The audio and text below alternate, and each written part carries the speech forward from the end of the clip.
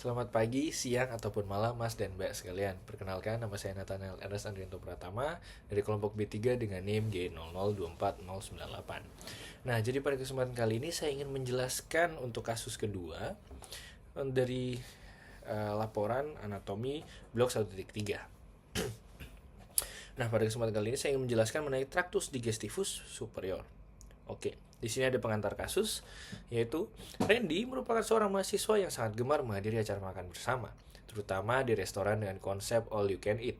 Namun pada suatu kesempatan, Randy merasa tidak nyaman karena cepat merasa kenyang padahal baru saja memulai makannya. Hal ini membuatnya khawatir ada yang tidak normal dalam sistem pencernaannya. Nah, sebagai teman yang baik, saya akan menjelaskan kepada Randy mengenai traktus digestivus superior, mulai dari mulut sampai dengan lambung, serta bagaimana kompensasi otot sphincter, serta gerakan pencernaannya saat dia lagi makan rakus all you can eat. Nah, di sini saya akan menjelaskan terlebih dahulu mengenai traktus digestivus superior dari mulut hingga lambung. Nah, traktus digestivus superior itu terdiri dari cavum oris atau mulut, lalu lanjut ke osofaring, esophagus, serta gaster atau lambung. Nah, di sini kita akan mulai pertama dari mulut atau awal proses pencernaan. Nah, si mulut ini atau cavum oris dibagi menjadi dua, yaitu dijadi dua bagian, yaitu oleh arcus dentalis superior et inferior serta processus alveolaris maxillae et mandibulae. Nah, dua bagian tersebut ialah vestibulum oris serta cavitas oris propria. Dia tuh membuka keluar melalui rima oris, yang lanjut membuka ke orofaring melalui ischimus oropharyngealis atau ischimus facium setinggi VC2. Nah, yang dilanjutkan oleh palatum durum, yaitu yang terletaknya 2/3 anterior, yang akan disebut dengan processus palatinus osis maxillaris. Nah, pada palatum durum yang 1/3 posterior akan disebut dengan lamina horizontalis osis palatini. Nah, lanjut, yang terakhir itu ada palatum mole, yaitu yang isinya musculus tensor veli palatini, musculus levator veli palatini, musculus palatopharyngeus. Yang selanjutnya musculus uvulae, yang dilanjutkan musculus palatoglossus. Selanjutnya kita lanjut ke faring serta esophagus. Nah, faring ini dibagi menjadi 3, yaitu naso, oro, serta laryngofaring.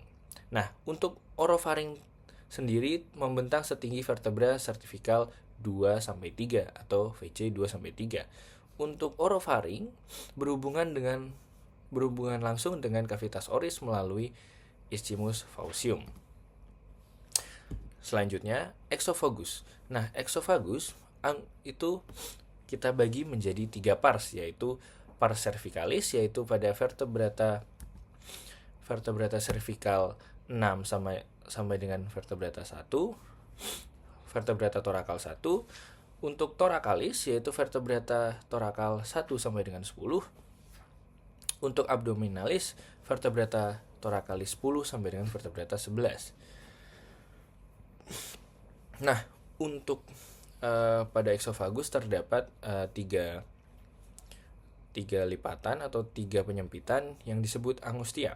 Nah, 3 penyempitan tersebut merupakan angustia superior, yaitu pada vertebrata cervical 6, yaitu pada musculus cricopharyngeus serta cartilago cricoidea.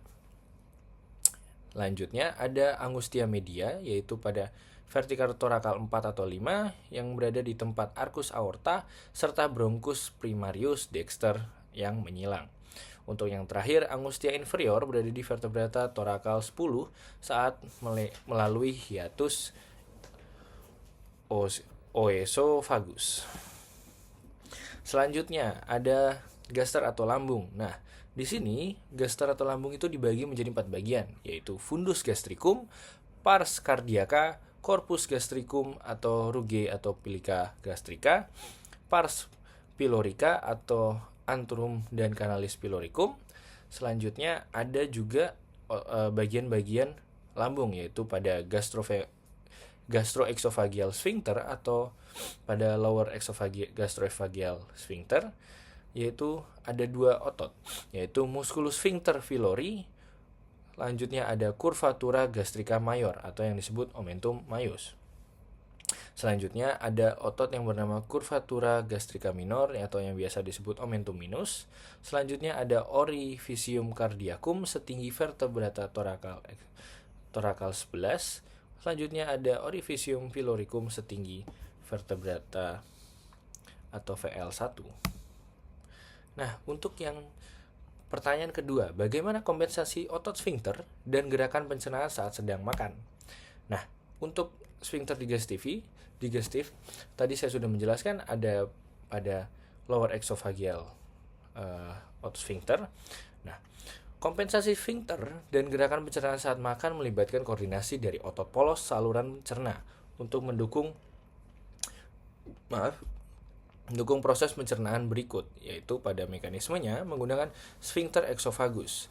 Sphincter esophagus atas akan membuka saat menelan untuk memungkinkan makanan masuk ke dalam esophagus, sedangkan sphincter esophagus bawah melakukan relaksasi sementara saat bolus makanan mencapai ujung esophagus. Nah, hal ini memungkinkan makanan masuk ke lambung dan mencegah refleks lambung.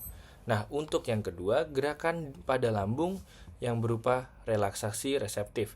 Nah, relaksasi reseptif sendiri merupakan gerakan pada dinding lambung yang merelaksasi saat makanan masuk untuk mengakomodasi volume makanan.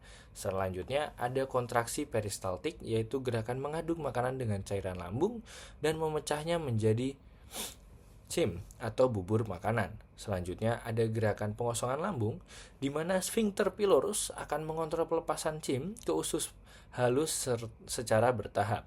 Nah, selanjutnya sphincter pylorus itu akan melakukan relaksasi dan kontraksi ritmik yang akan mengatur aliran CIM dari lambung ke duodenum serta kapasitas pencernaan usus halus, seperti yang sudah saya jelaskan pada pengosongan lambung. Oke, sekian dari saya. Itu saja presentasi saya pada kali ini untuk laporan yang kedua dari Anatomi 1.3. Terima kasih.